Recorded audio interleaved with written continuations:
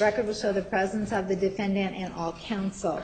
All right, Juror 106 was confused about the date he was supposed to return, so he is back on the list and directed to appear tomorrow morning at 9:30. That's Juror 106, so the order excusing him is rescinded, and he's back on the list tomorrow at 9:30.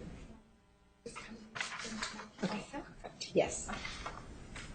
And Judge, maybe while we're on the topic, unless you just want to provide us a list later on, and who is to come back? Tomorrow morning, there will be 116, 187, 211, 106, and 196. I thought 211 was excused. For whatever reason, I have that. 211 was excused. Oh, thank you. I didn't write that down. That's right. 211 was excused. So 211 will not be here. So it'll be 116, 187, 106, and 196. And then this afternoon, after this current panel, we will see for individual voir dire 109, 118, 128, 145, and 123. So what were those numbers that we're going to see? The ones that we're going to see today? Yes. That's 109, 118, 128, 145, I see. and 123. So there's 5 for individual this afternoon. Okay, so let's bring in the group. The 123. He's at 2:30.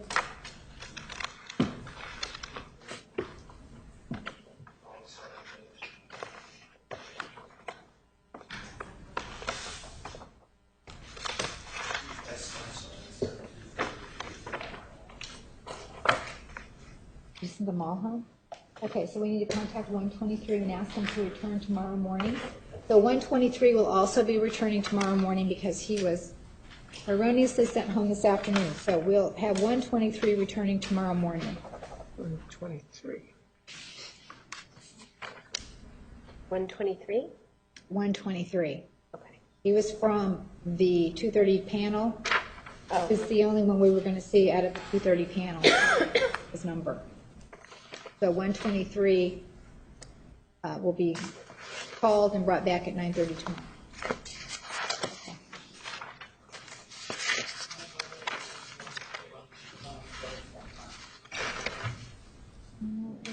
Okay. That list. It's it out yet. So. All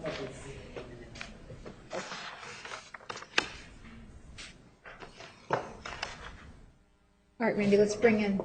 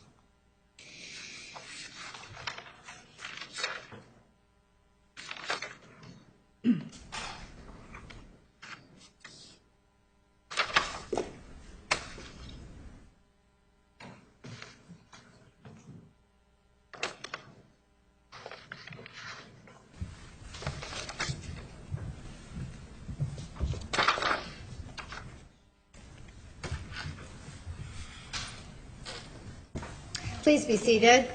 Record will show the jury panel, the defendant, and all counsel. Martinez, you may inquire.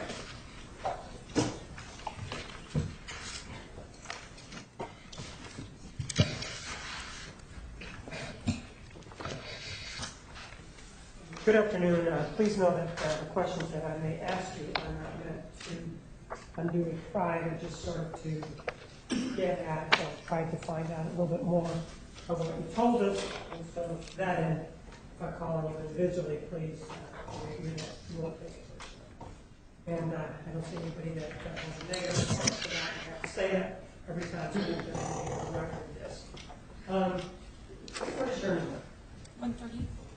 And 130, one of the things that you told us in your questionnaire was that your mother was a psychologist. Yes. And are you very close with your mother? Yes. And does she talk to you about her cases? No. Is there a situation where she ever talks to you about what she does on a day-to-day basis? She's never really told me any of her. I know what she does. I know what kind of clients she works with, but I don't really know anything about them or any of their specific cases. Where does she work? She works for, well, she just retired actually, Southeast Missouri Mental Health Center.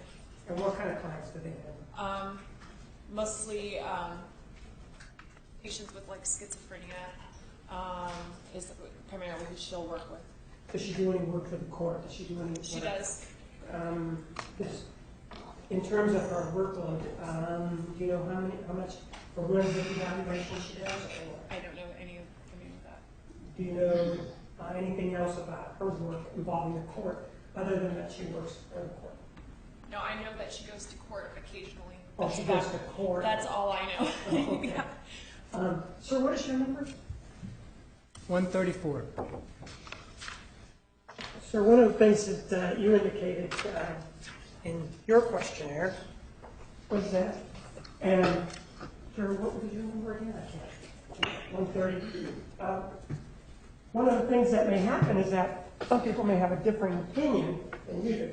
And as an example, and again, please don't think that I'm picking on you, number 134, who seems to be a very nice man, said, when asked about mental health professionals, said, they can be biased based on their motivation. If he were to express that opinion to you about a psychologist, which is what your mother is that, and I'm just sort of asking you, is that something that you're going to take to heart and say, well, I have a strongly held belief because of my mother, involving psychologist, that when I look at him, I'm going to look at him and say, boy, I don't really like what you said, well, I'll hold it against you. Is that something that... No, I know he's entitled to his opinion. He may have like a different circumstance that... What about if, for example, if there's a psychologist who takes the stand, and for example, what if they're being questioned?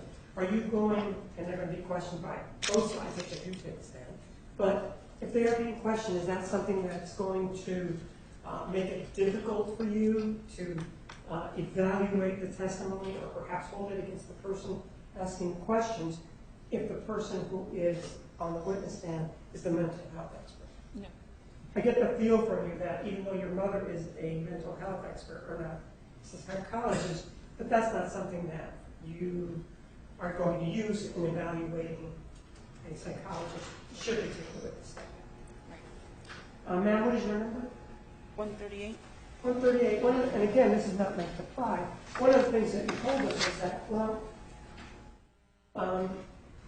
you told us about the domestic violence, but one of the other things that you told us in the questionnaire was that you've been married, I guess, or at least have had 2 relationships in which the people have been sent to prison previously. Yes.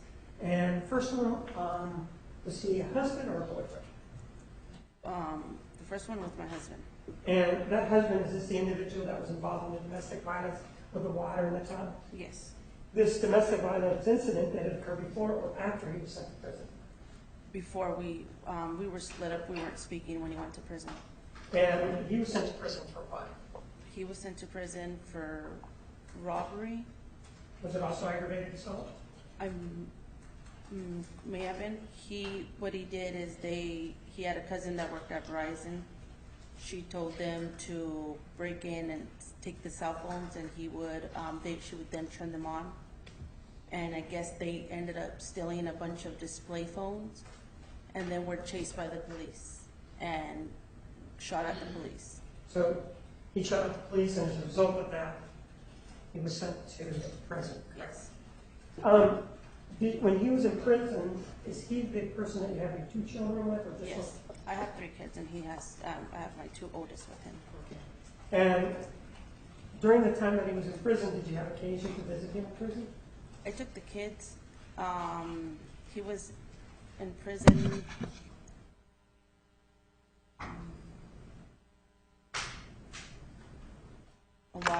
think maybe a year when they went to go see him, and then now they don't go that frequent, but when they do go, it's his mom or my mom that'll take them because she's crazy. I can't. How many times did you actually go visit him?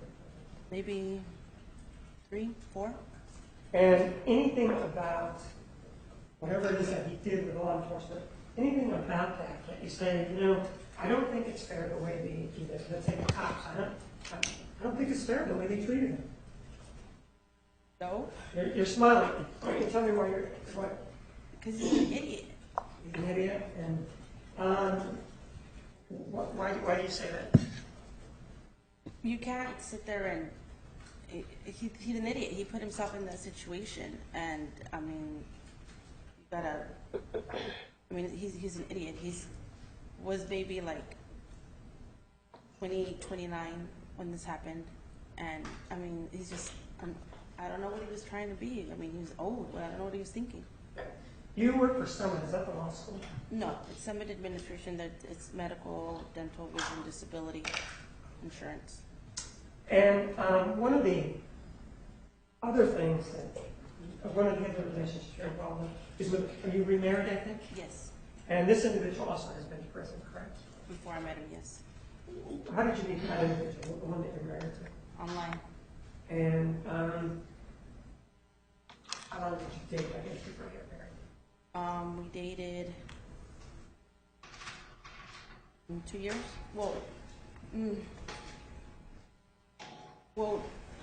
Okay, so it's because we dated for 6 months, and then he met the kids, and then a year from when we started dating is when we were looking for a home, and I got pregnant. We didn't get married till after the baby. And this individual that you met online, how long have you been out of prison? 3, 4 years. And has he talked to you about the reasons why he was sent to prison? Well, I know why he was sent to prison. I looked him up. I wasn't going to let just some random around my kids. And why was he sent to prison? He was sent to prison for robbery. I want to say that it was robbery and I think aggravated assault. And anything, have you ever talked to him about it? And anything about what he has told you that says to you, well, you know, maybe it was unfair or left a bad taste in my mouth as to how he was treated by the police or the law enforcement agencies? No, because he always knew that he was wrong. He always so there was nothing ever negative against like law enforcement or the system. He knew he did wrong. He knew that he was young, and he knew that he wanted to just be a better person and get away from that. It was embarrassing for him to talk about it. And so anything about that experience that leads you to believe that you could not be fair and impartial in this particular case? With regards to them having been in prison? Yes, the fact that he's been in prison. I'm not sure what you mean. Anything about his experience that you may take back with you when you go back to delivery? No, I mean, because nothing, I've never heard nothing negative. I mean,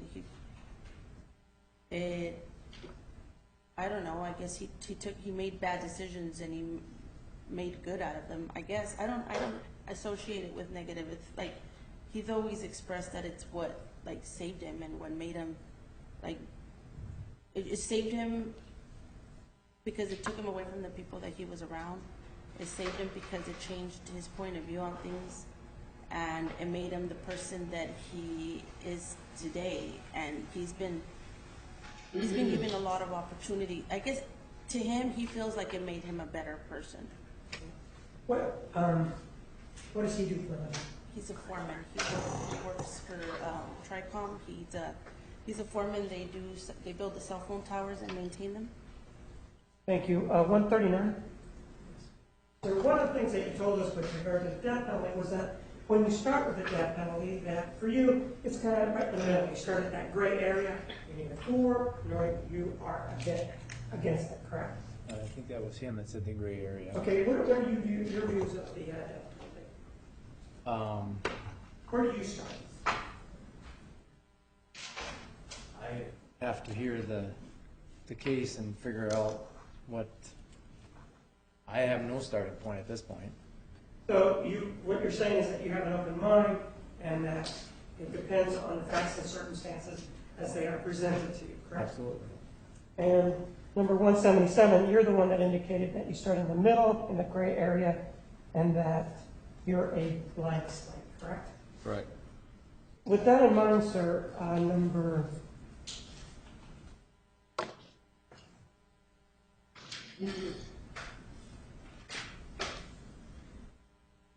150.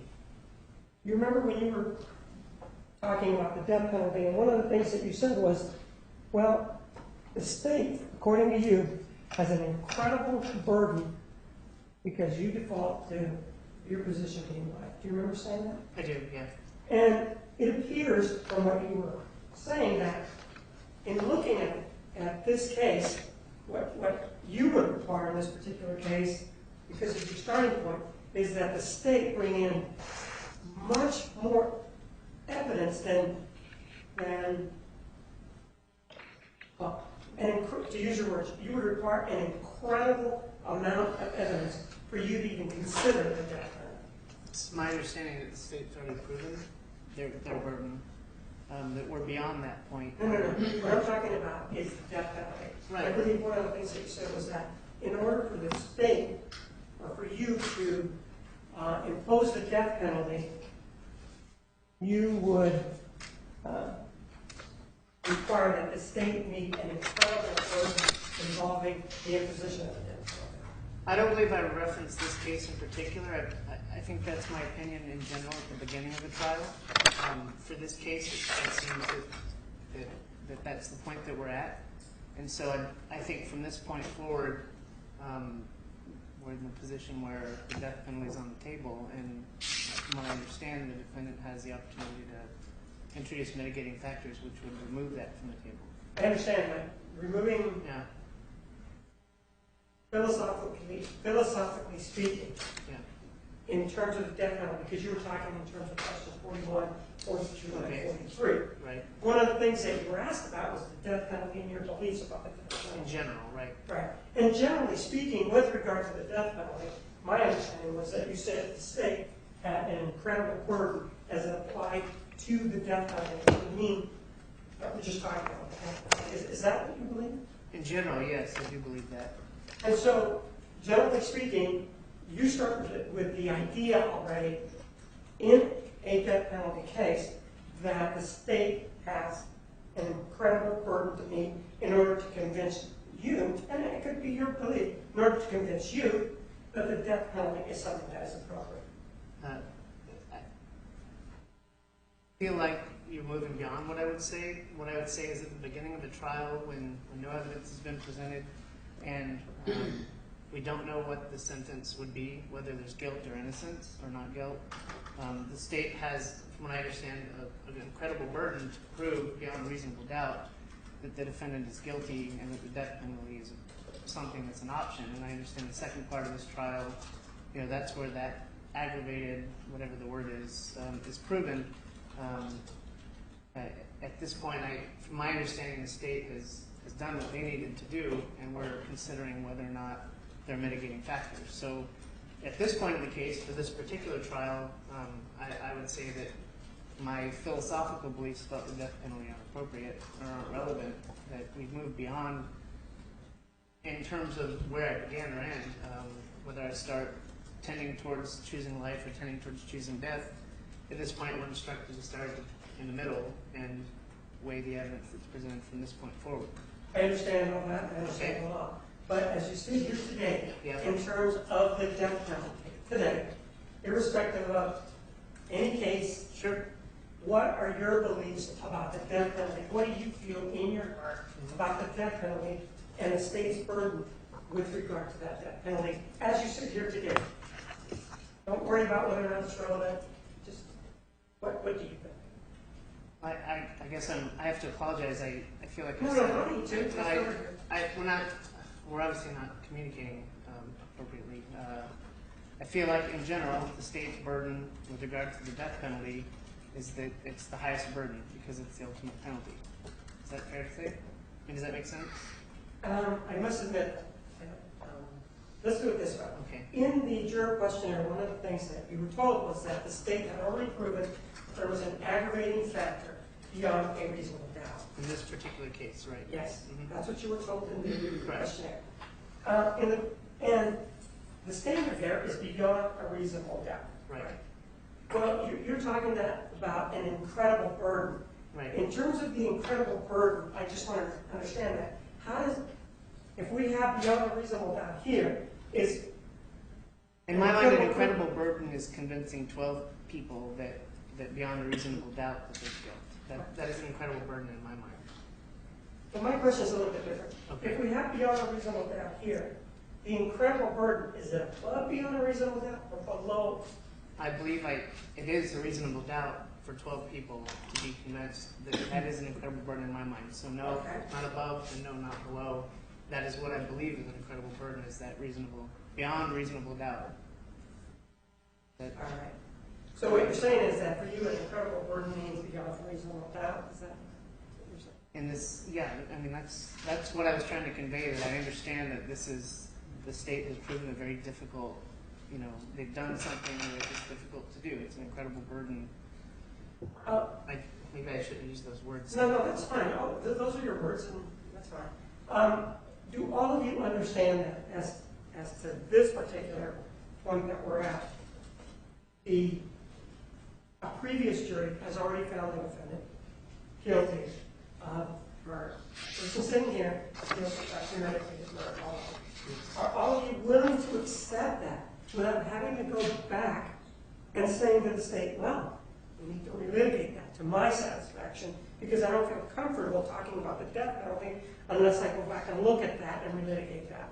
Are all of you willing to accept that proposition that the defendants are guilty? Yes. Any negative answers?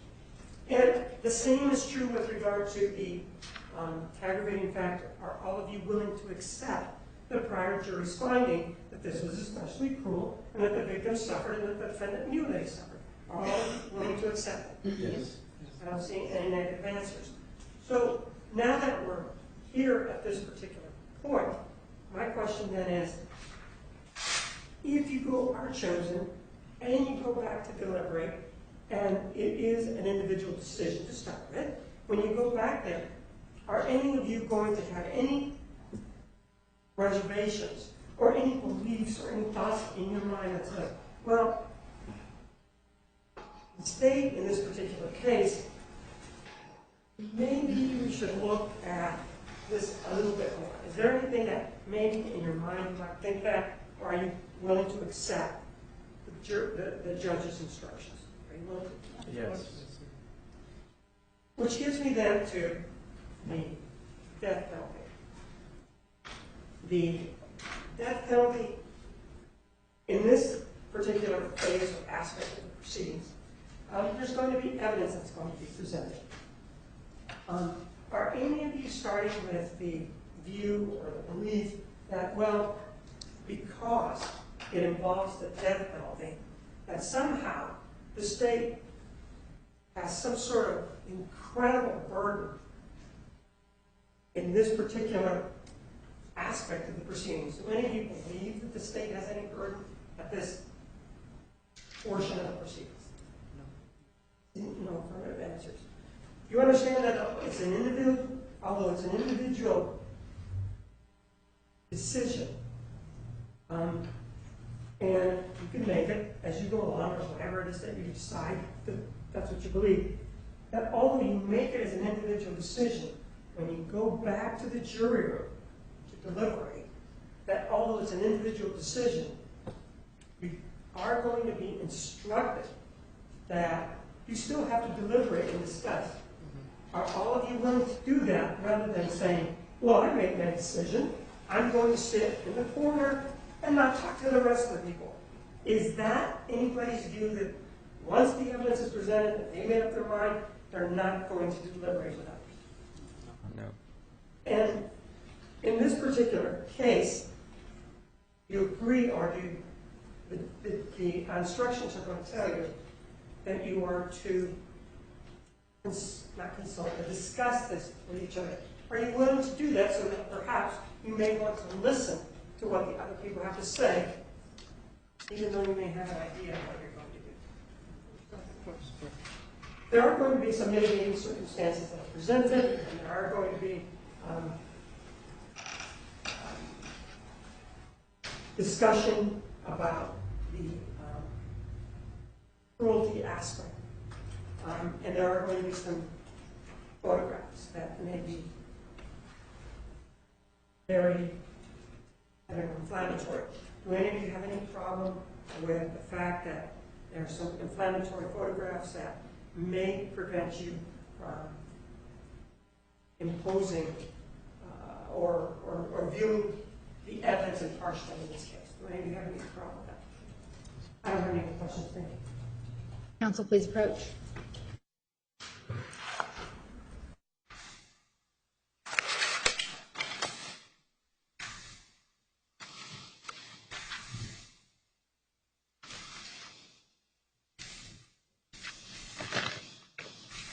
Any motions? Jury number 138 should be excused for cause. Crying, she asked about domestic violence. She choked up and there were tears in her eyes. Additionally, after the questioning left her, I specifically looked at her, and when the questioning went on to the other jurors, she wiped her eyes while she was still crying. That indicates a bias in that and we know that there's going to be evidence involving domestic violence in this case. She clearly is emotionally affected by it still, even though she's gone to therapy, I think she said, for a year, to the point that she cries when she discusses it. I think that she is impaired and she should be struck for cause. I think the state's motion is ill taken. It involves a great high D element of mind reading, if you will.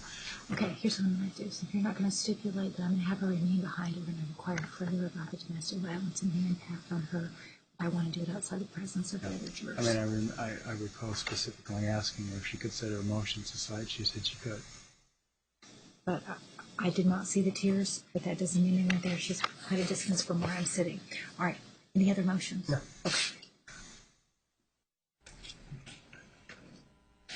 Okay.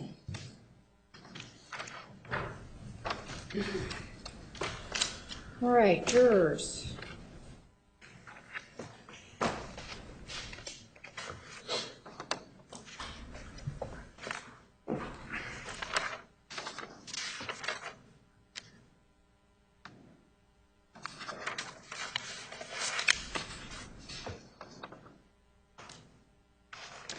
Jurors 124, 150, 130, 134, 139, 177, and 200. Please report back here on October 16 at 10 a.m. Between now and then, continue to follow the admonition. Not do any research about the case. Avoid all media coverage of the case. Do not talk to anyone about the case. Do not allow anyone to talk to you about the case. If any of those things do occur, then notify Randy the bailiff in the green shirt immediately when you return to court on October 16th at 10 a.m. Are there any questions? Question, Your Honor. One of the things I'm not clear about is I gather this case is relatively well known. People have asked, what case are you on? And I've refused to answer, but my suspicion is that there are people who will guess. Is there any special instruction in terms of other than just leaving the room? Or You tell them that you are under court order not to divulge anything about your jury service other than the length of your jury service. Okay. All right? Yes, sir, you had a question?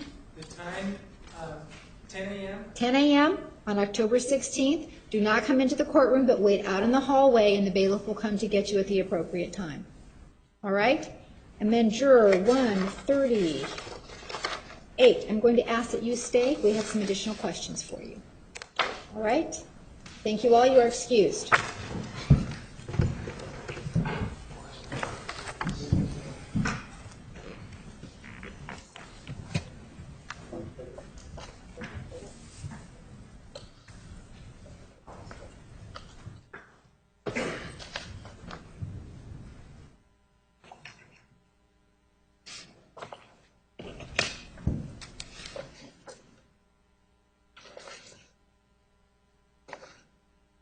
Council approach, please. Yes.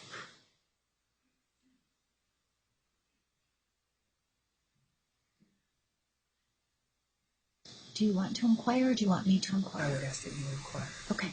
I'm fine with that. And then I'll give you a chance to follow up. Okay. Juror 138, you were asked a number of questions about domestic violence and its impact on your life personally. And you gave us some instances when you had exposure to domestic violence situations. Do you believe that your personal experiences will affect your ability to sit as a fair and impartial juror in this case? No, I don't think that it will impact my ability. At one point, when you were describing one of these incidents, you appeared to get somewhat emotional. I'm embarrassed. All right. It's hard for me to talk about it because I feel that I feel like I'm a smart person. I've accomplished a lot, and it's embarrassing. So is it your position then that you could separate what's happened in your personal life and decide this case only on the evidence and the law that you hear in this case? Any follow-up, Mr. Nurmi? I have none, Your Honor. I don't have any. All right, counsel, please approach.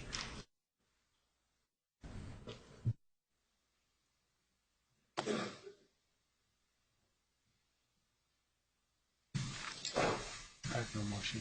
I'll leave it to you. She started crying. Okay, well, she seemed to explain it. She seems like a pretty strong person to me, so I don't see a basis for excusing her. Okay, thanks. Juror 138, please return on October 16th at 10 a.m. October 16th at 10 a.m., and you heard the instructions I gave the other jurors about not discussing the case with anyone, avoiding all media contact. All right, do you have any questions? We will see you on October 16th.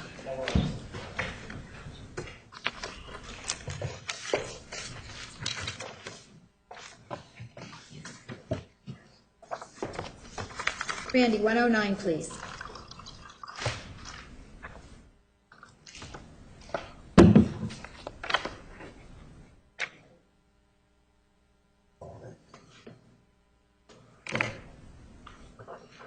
Nurmi, we're going to have you inquire first because she's in the 1115 group.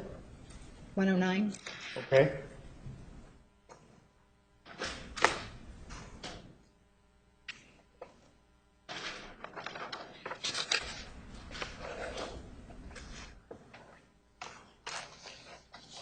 Or Miss Wilmot, I don't know which of you are planning to follow up with this group. Oh, it was Mr. Okay.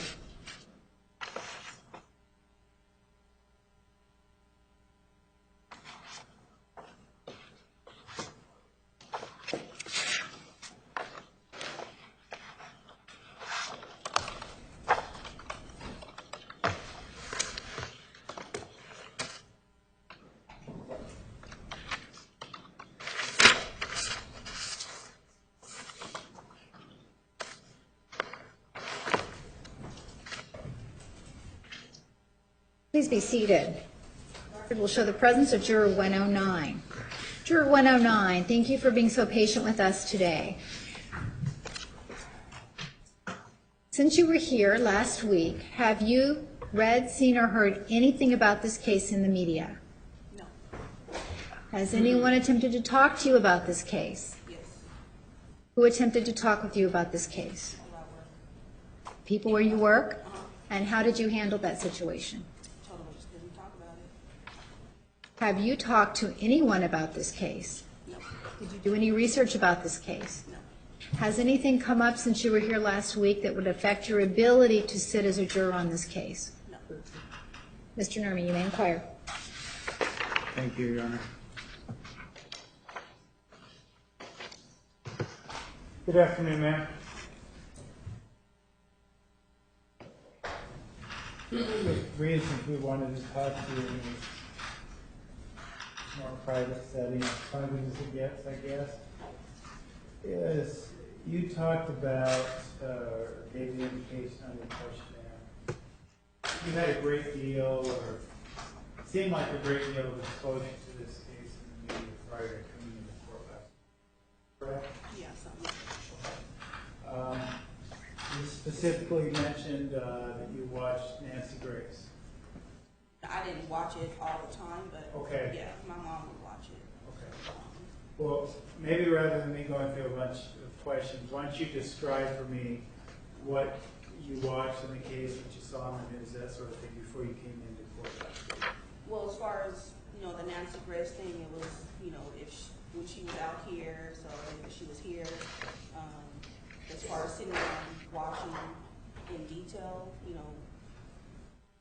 and I just knew what was, after the fact, I think it was the last.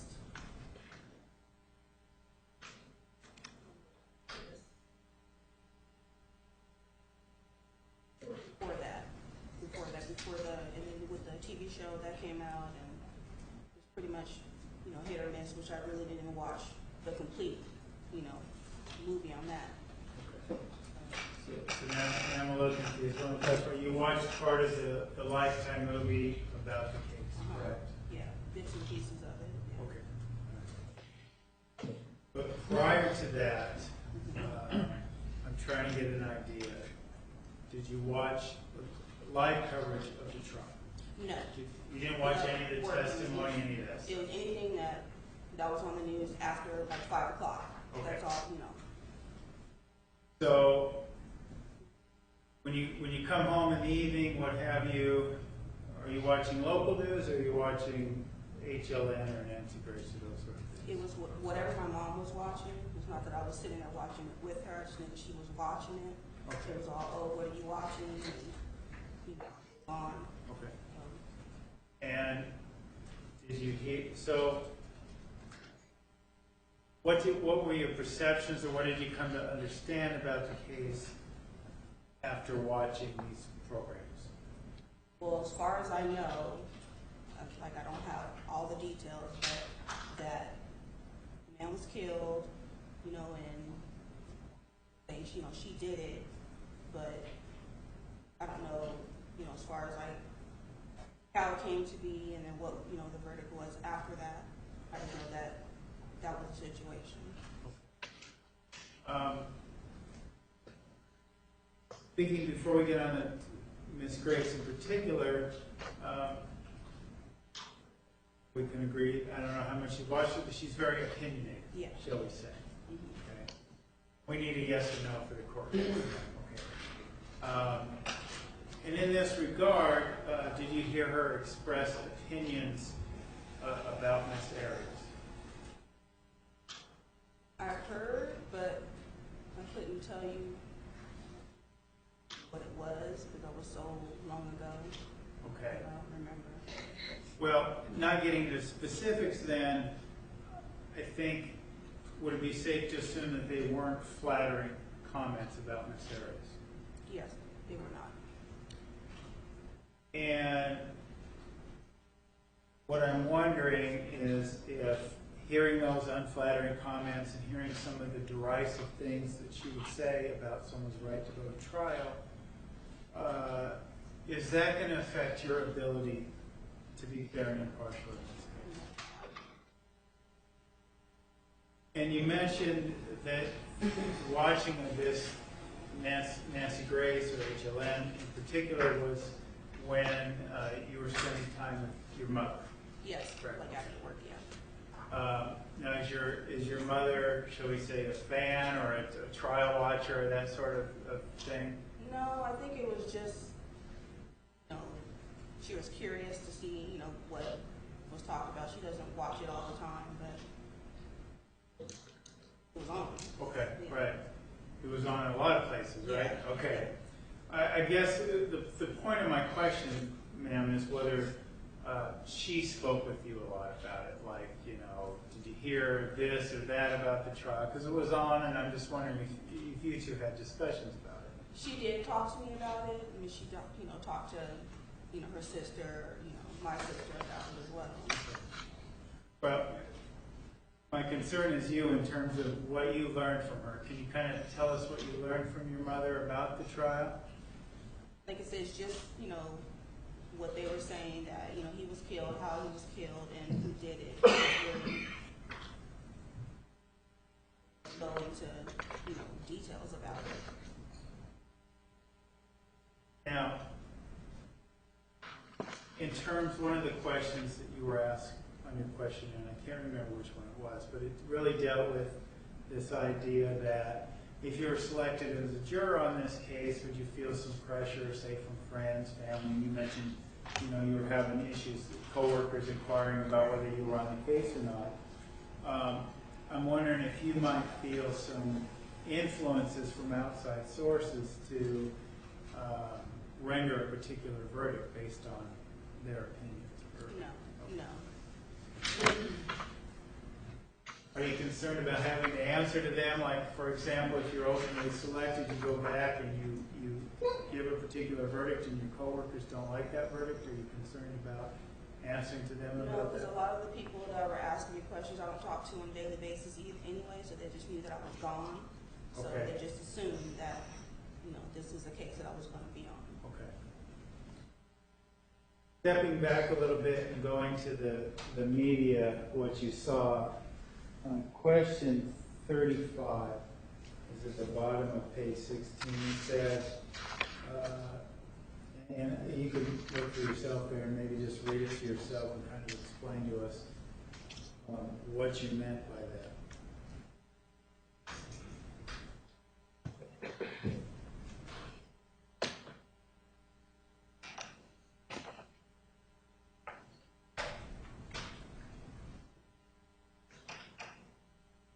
As far as what I was trying to say is, I wasn't there.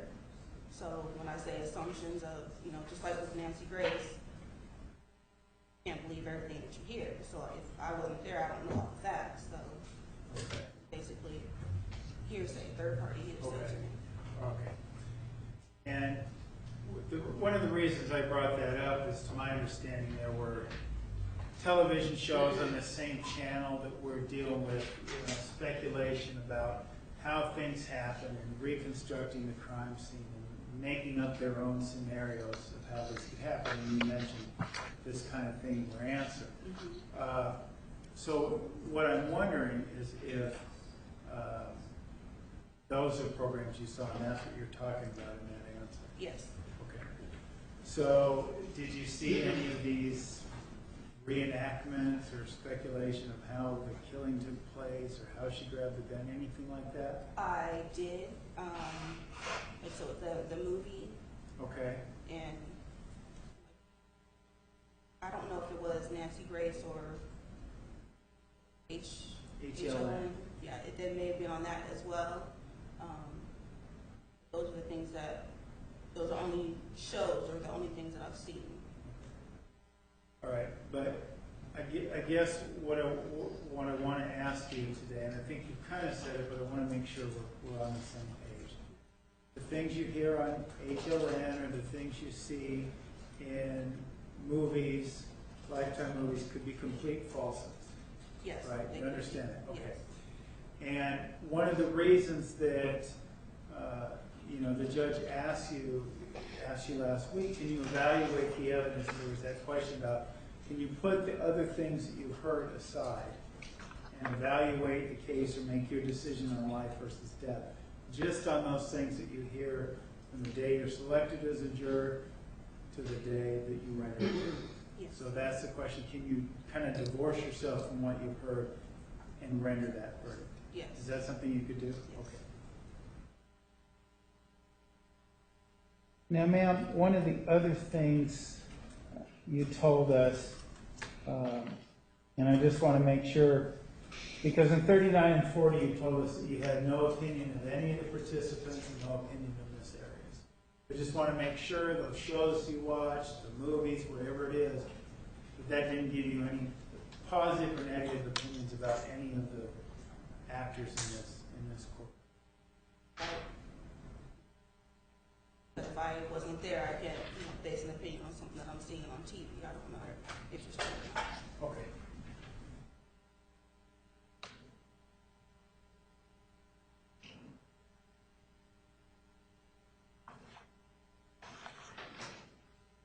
Now what I want to ask you about is pretty much your answers on page 18 of dealing with the death penalty. And these are really about your feelings. There's no wrong answers. It's just obviously that as a juror in this case, you kind of reading the questionnaire, you probably could come to understand that guilt has already been established. You understand that, right? We're not here to decide whether or not Miss Arias is guilty of first-degree murder. And we're not here to decide whether she's eligible for the death penalty because it's already been determined by a jury that the murder that she committed, that she was convicted of, was done in a heinous, or excuse me, a cruel manner. Okay? And you'll get definitions for that, but that's what makes her eligible for the death penalty. It doesn't mean she gets the death penalty, it's what makes her eligible. Do you understand that so far? Are you with me? Okay. And if you're selected as a juror on this case, then your job becomes to determine whether life sentence or death sentence is appropriate. That's the job, that would be your job. Do you understand that? Okay. So what we want to do, what we're kind of here to explore this afternoon, is whether or not you could be fair to both sides and consider both sentences ultimately. If you have the mindset to do that, because of the death penalty being potentially a passionate issue. Some people just don't feel like they could give one sentence or the other. Do you understand? Yes. Okay.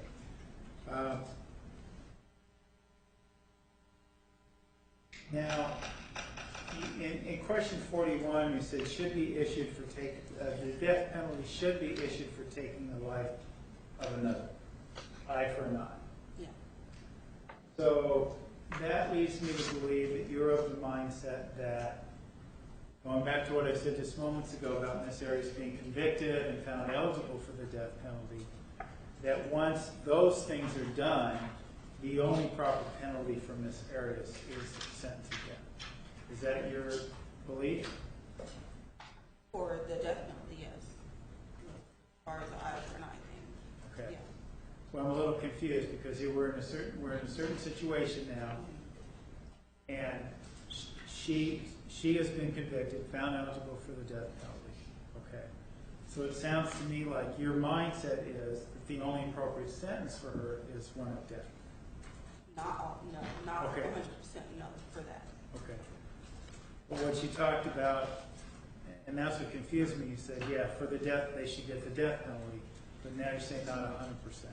Do you start from a premise that if someone is convicted of first-degree murder and these aggravating factors are found, do you start with the idea that they should probably die and maybe they can prove me wrong?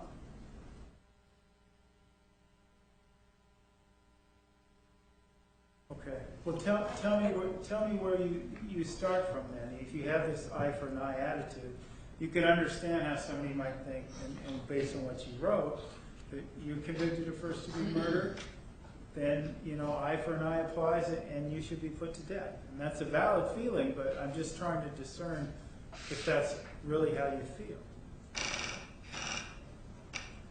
As far as the death penalty, I do feel that,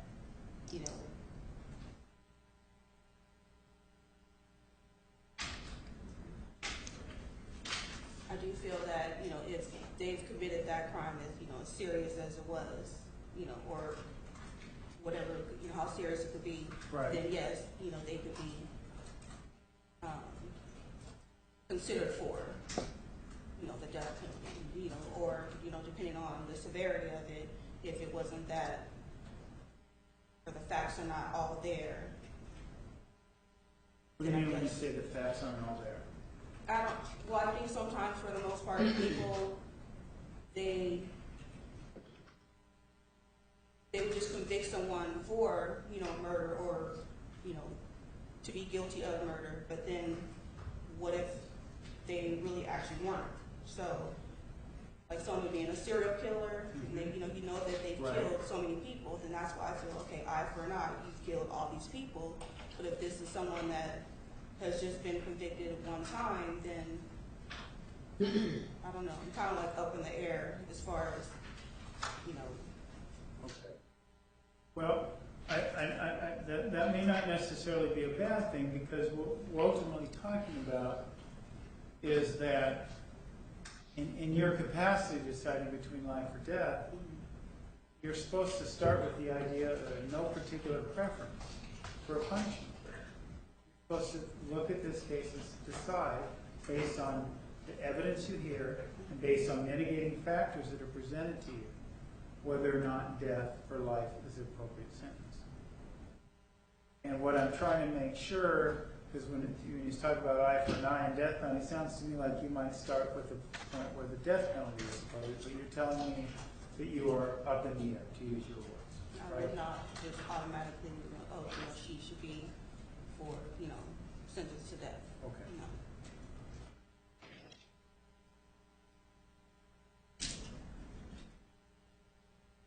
But you also told us now in question 44, you said that, two wrongs don't make a right, it depends on the severity of the crime. Okay. So that brings up the other question to me, is it sounds like if the crime itself is severe enough, then in whatever you hear in the upcoming trial, if you decide that that's severe enough, then the only sentencing option is death. Is that accurate? So if you see whatever you see, you see gruesome photographs of a crime scene, of a victim, etc., and you decide for yourself that is just severe. I believe that is a severe killing. It was a brutal killing, whatever words you want to use on it. Okay. Then once you get to that point, and you see that evidence, that you're going to block everything else out, and you're not going to give meaningful consideration to anything else, because you decided this killing is so severe it doesn't matter anything about that person. Is that what I'm hearing? No. Okay. Tell me how I got that wrong. No. It's like I was saying earlier, if someone was, if she did this 10 times prior, over and over and over again, that's how I would think of it to be severe enough for, to be considered for the death penalty. Just to seeing how it actually happened, or, photos, or, whatever I heard in court at that time about what happened, that's not something that I would, just to say what I'm seeing is severe enough for that. Okay. So when we're talking about one person, one victim,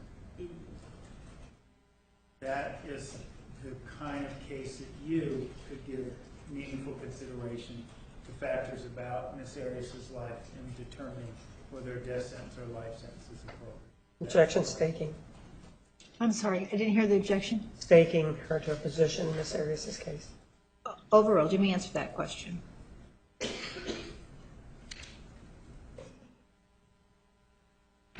Ma'am, the other question I have for you deals with question 56.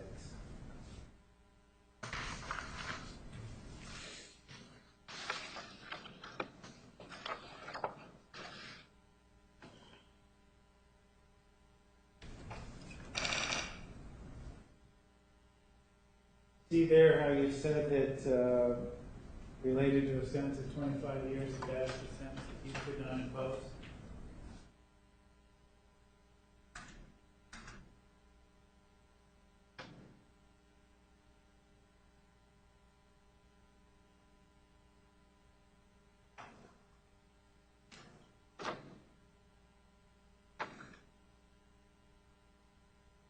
I don't think 25 years would be long enough, so that's why I answered no to that.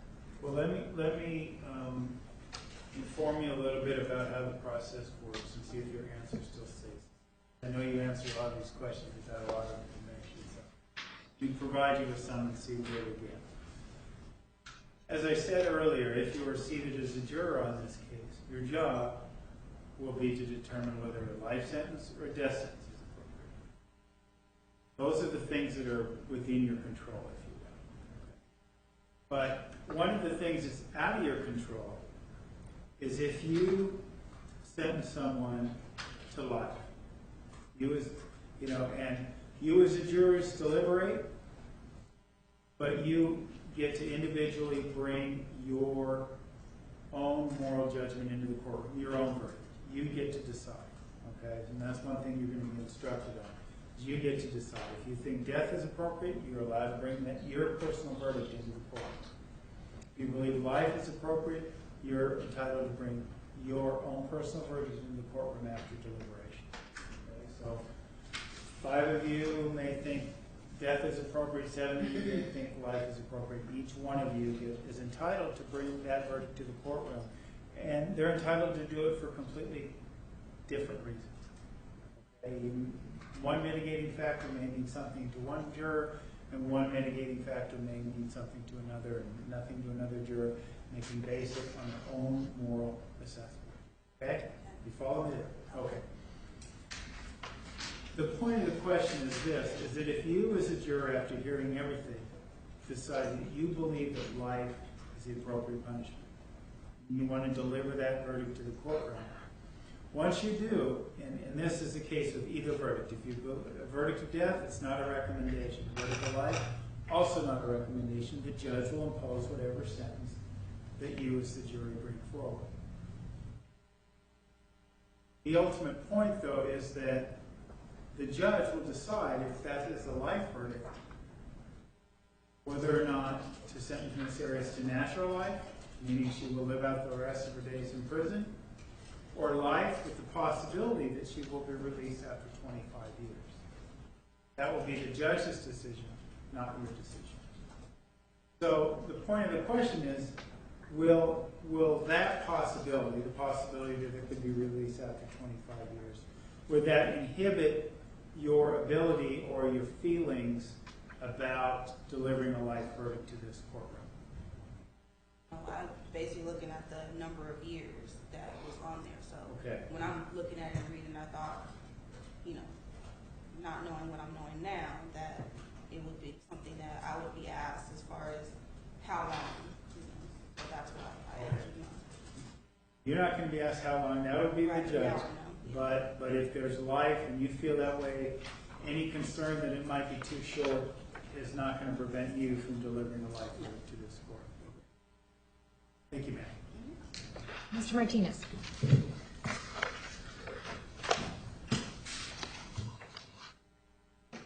Ma'am, in this particular case, the deliberations that you are chosen are governed by the law.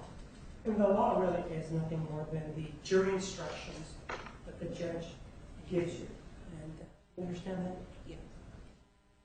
And with regard to those jury instructions, because you said, well, in my view, I don't know if she did it, or, so you had some doubt perhaps of the murder. But in this particular case, those jury instructions will tell you that you have to accept that the woman sitting here in this courtroom killed an individual by the name of Travis Alexander. You have to accept that. There's no issue of identity. There's no issue of premeditation. There are no issues like that. She did it. She premeditated it. She planned it.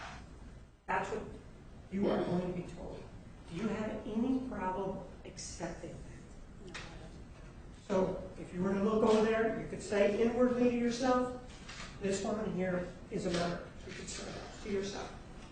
I can say that. Yeah. Additionally, one of the other things that the judge is going to instruct you or tell you that you have to follow is that the murder itself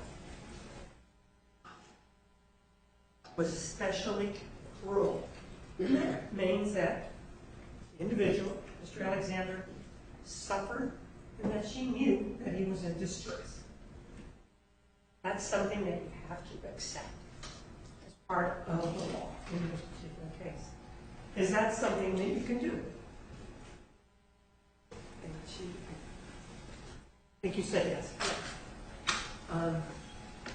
Having arrived at that point, there's no longer any question about the murder. There's no longer any question about this being especially cruel. The only issue now is the death penalty. And one of the things that I heard you say, well, if I didn't know who did it, or if I had doubts about who did it, then that's when I would deliberate and try to see if life or death is appropriate. But, and clear it up for me a little bit, because I'm going with the comment that you made in question 41 when you said, well, I feel the death penalty should be issued as punishment for taking the life of another person, as most say, an eye for an eye. We have a situation where not only has the life been taken of another person, but it's been done in an especially cruel way. Having said that, I thought I heard you say that in that case, the death penalty is what would be appropriate. That is what I said earlier.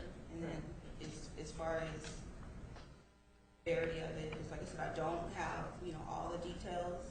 But just for the fact that, he's saying that she's been, she's guilty of the crime. So, Right. Yes. Not only is she guilty of the murder, but in addition to that, it was especially cruel. Objection argumentative. Overruled. You're going to be instructed that it was especially cruel. Is that something that you can accept? So now you've accepted inwardly, in your heart and in your soul, that it's especially cruel. Given that set of facts, I go back to my question, I thought I heard you say that in those circumstances, you believe the death penalty was appropriate. And that's how you feel right now as you sit here, correct? Yes. And that's what you wrote in your question, right?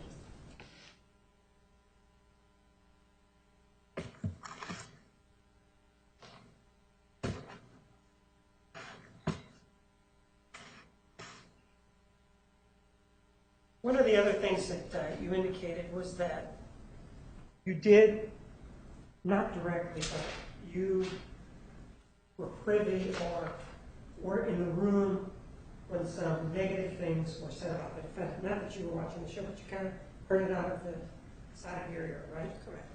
And those negative comments, I think you attributed them to Nancy Grace, I think, to that show. Yes, that was one of them, yes. Yeah. Was there another show that actually you heard some negative things about that? Whatever was on that I'm thinking that it's HLN. Like, I wasn't really watching it, so I don't know what the show was. I just saw them doing the reenactments. So there was a reenactment of the killing? Yes. And you said, well, I think you said, well, that may or may not be true. That's what was correct. there. And I understand that that's your position. But as you sit here today, you understand that, putting aside what they said, the facts in this case have already been presented to another jury, and they have made a decision as to what the facts are. Can you accept that? Without you, yes. Yes. That's what the law is. That's what they say. And accepting those facts, and based on what you told us on 41, your view would then be that an eye for an eye is appropriate. I don't have anything else. Thank you. Counsel, please approach.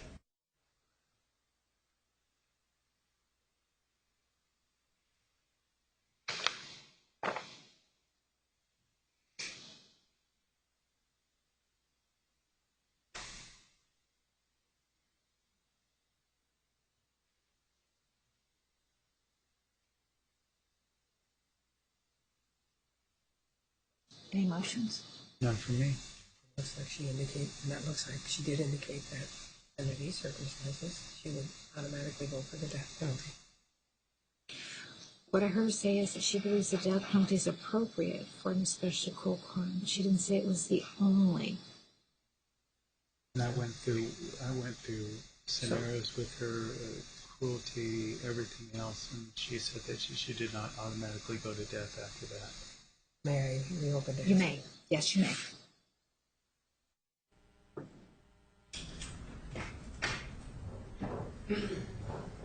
In the scenario where you indicated that you believe the death penalty was appropriate, would you automatically vote for the death penalty based on the fact that you now have to accept it?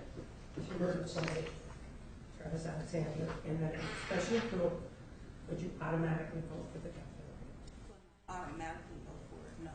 But it would be something that would be considered. But not automatically, no. Would you lean, at that point, would you be leaning towards the death penalty? It would depend on what else I heard, because I really don't have, a lot of information. Thank you. Counsel?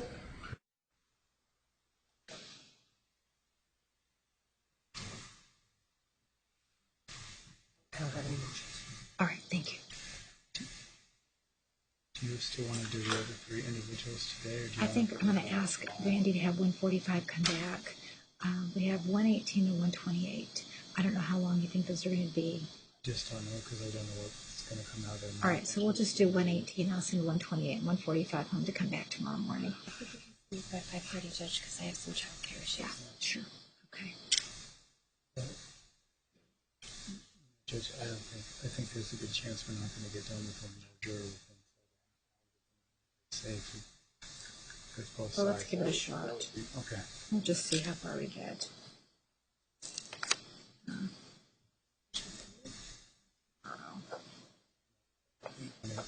9:30. Okay.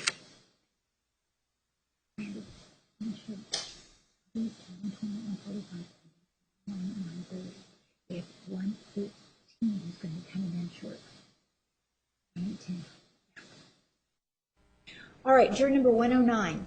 Please return on October 16th at 10 a.m. October 16th at 10 a.m. Between now and then, continue to follow the admonition. Do not do any research about the case. Do not talk to anyone about the case or any part of jury selection. Do not allow anyone to talk about the case. And avoid all media coverage of the case. All right? Questions? You said the 16th at 10? October 16th at 10 a.m. All right, thank you very much. You're excused.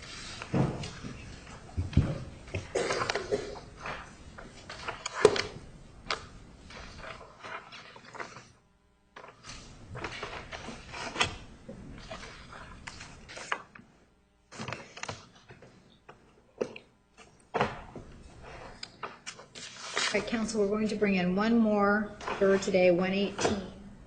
128 and 155 will return tomorrow morning.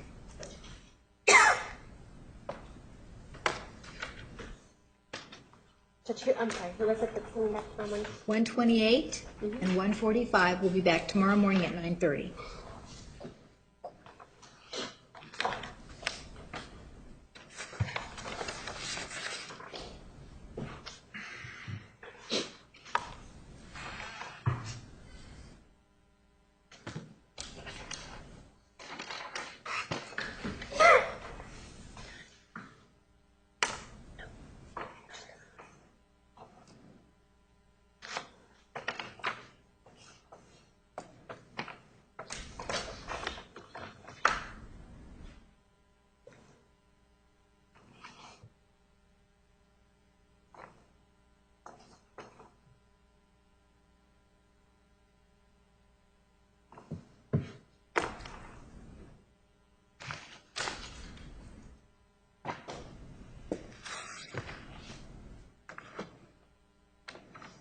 And actually, Judge, if we may approach. Sure.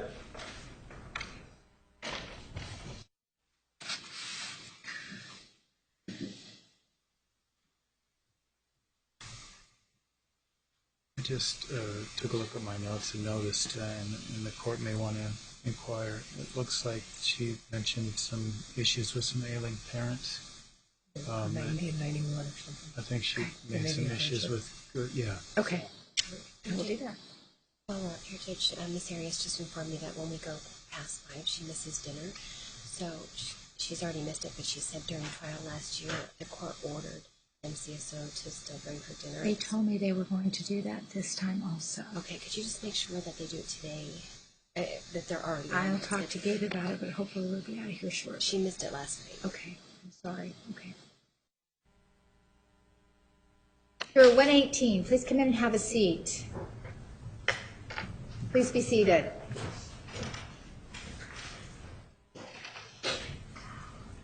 Thank you for being patient with us today. All right.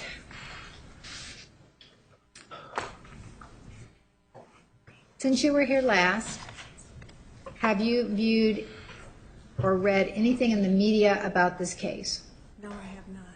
Has anyone spoken to you about this case? No. We've hesitated.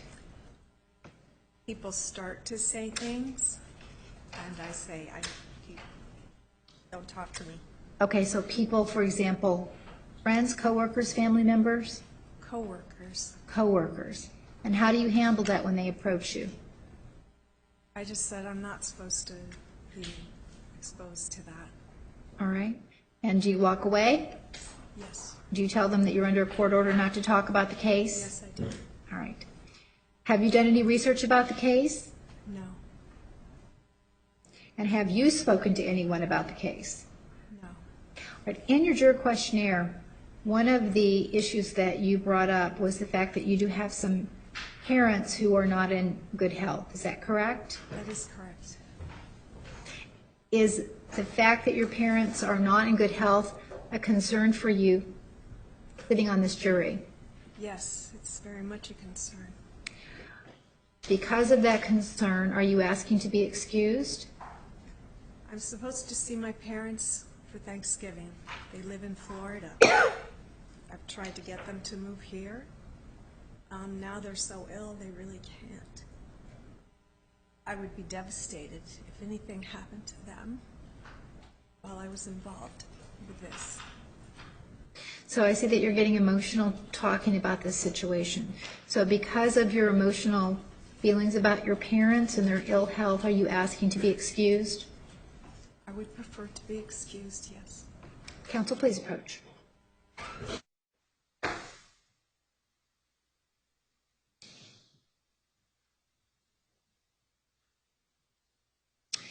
Any objection to excusing 118? No. Juror 118, you are excused. Thank you so much for being here. Thank you. All rise.